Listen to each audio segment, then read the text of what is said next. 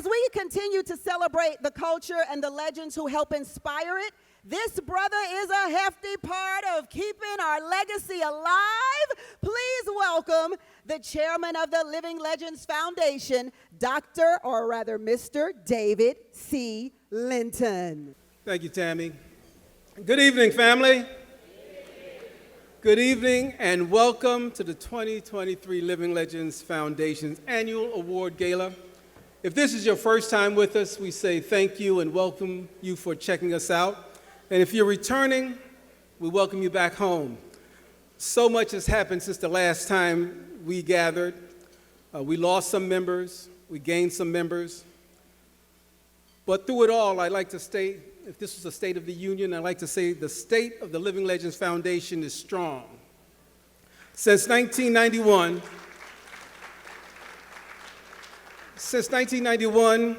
we've been coming together to recognize our brothers and sisters for their legendary work as they work to preserve and move our Black music culture forward. As we celebrate this year 50 years of hip-hop, I'm proud to say I'm a member of hip-hop's first generation. A kid growing up in Brooklyn's Bed-Stuy in South Ozone Park, Queens. I got suspended from my first radio show in North Carolina for playing the long version of Rapper's Delight, the whole 15-minute joint. And before that, I had played Fatback Band's King Tim III.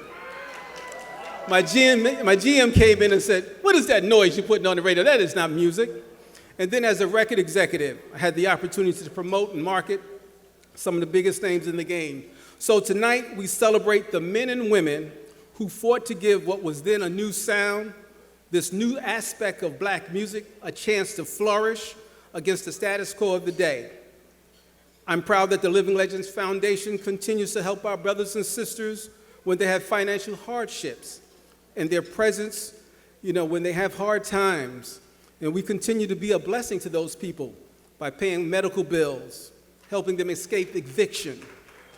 And unfortunately, too many die without insurance, and we're there to provide their families some relief in that very special time. However, what makes this evening even more special for the foundation is for the very first time, we are joined by 4 of our Living Legends Scholarship recipients. Yes. Because we have a three-pronged purpose. We preserve our history. We celebrate the present, but now we are helping to project and preserve the future of our mission and of our music. And this couldn't be done, and I want to first recognize Cheyenne DeGrosse from George Mason University, who could not be with us because of academic obligations. However, we are joined by Jasmine Duncan from Pomona College. Stand up, please. Jordan Isaacs from Hampton University. Joshua Wilson from Texas Southern University.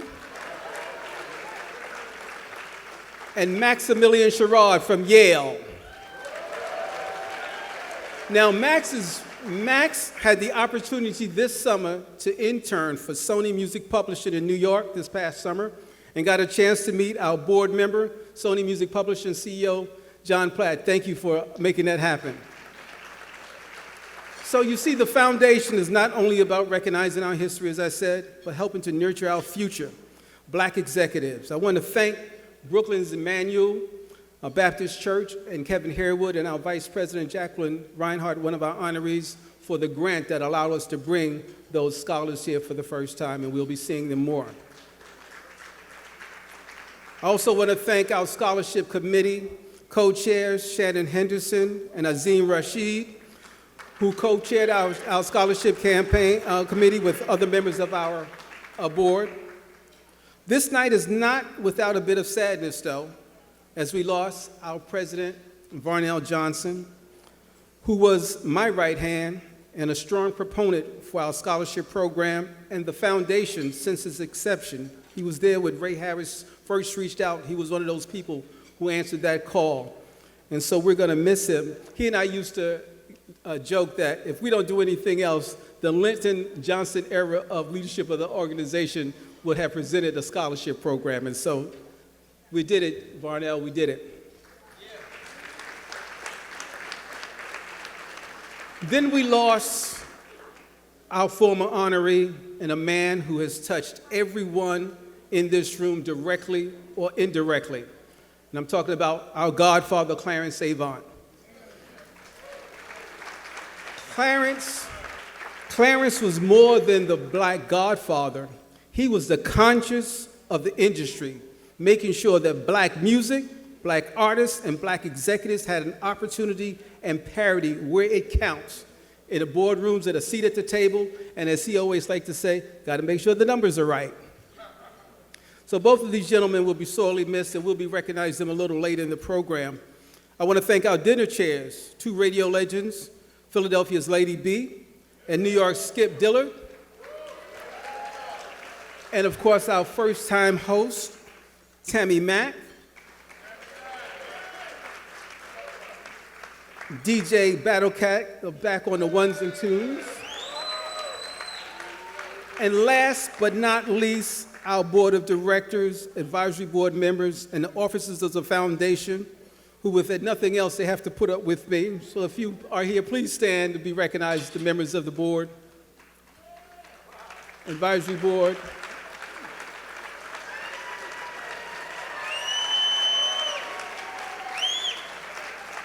And I'd like to give a special thanks to Pat Shields and her team,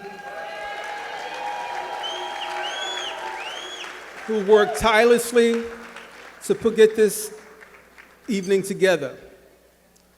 And since I'm talking about Pat Shields, she's about to have a birthday. And so, Pat, come on up here for a quick second. Yeah, I got you. Come on up. Now, the good thing about it is that I'm good at marketing music. I'm good at hearing hits, but I can't sing, so I won't sing for you. But we do, on behalf of the board of directors, you work so hard for this foundation. You work so much for keeping us all together, whether it's the Living Legends Foundation or the Warner Brothers alumni. You work so hard. So on behalf of the board of directors, we're giving you and Ray a dinner for two and you a day spa. And so you go and hang out and just do something for yourself, okay? All right? God bless you.